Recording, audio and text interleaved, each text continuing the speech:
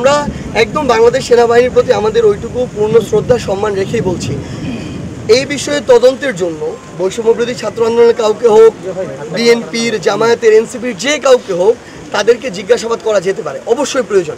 কিন্তু আমরা মনে করি রাত 1টা 2টা এটা আসলে ওইভাবে ভালো, মানে ওই সময়টাই দৃষ্টিকটু দেখায়। বরং আমরা প্রত্যাশা করি যে তাদেরকে যদি যে কোনো টাইমে, দিনের বেলা, অফিস আওয়ারে ডেকে নেওয়া হয়, সবাই প্রস্তুত থাকবে এই বিষয়ে সহযোগিতা করার জন্য, আমরা মনে করি। তো আমাদের জায়গা থেকে এইটুকুই প্রত্যাশা থাকবে যে এক ঘটনার শুরু থেকে কনসিকোয়েন্স টানার জন্য, সে অনুযায়ী কাজ করার জন্য। আর দ্বিতীয় প্রত্যাশা থাকবে যে এই সময় এবং সার্বিক সিচুয়েশন যেন এমন না হয় যেটা আমাদেরকে আসলে বিব্রতকর পরিস্থিতিতে ফেলে, যে কারণে আমাদের যে যাত্রা সেই যাত্রার পথে ব্যাঘাত ঘটে। এইটার যদি তদন্ত হতে হয়, এটার কনসিকোয়েন্সের শুরু থেকে তদন্ত হতে হবে।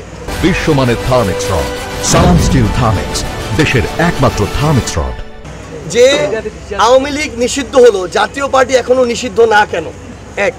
2 নম্বর হচ্ছে জাতীয় পার্টি, আওয়ামী লীগ এবং জাতীয় পার্টির যারা বিভিন্ন সদস্য, কার উদ্দেশ্য কী ছিল আমরা জানি না, তারা কিভাবে রংপুরে এত বড় মিছিল করতে পারে, তাও একজন অবৈধ নির্বাচনের অবৈধ মেয়রকে ক্ষমতায় বসানোর জন্য।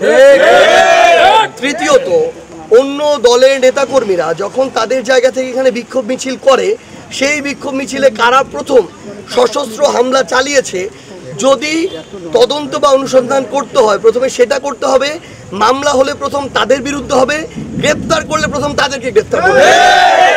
এরপরে কেউ যদি তাদের জায়গা থেকে সার্বিক দিক থেকে যত রকমের প্রভাবক, অনুঘটক দিয়ে একটা ঘটনা উস্কে দেওয়ার চেষ্টা করে, এরপর যদি এরকম 2-1টা বাইক পুড়ে যায়, সেটার দায়ী কখনো এদেরকে করা যেতে পারে না।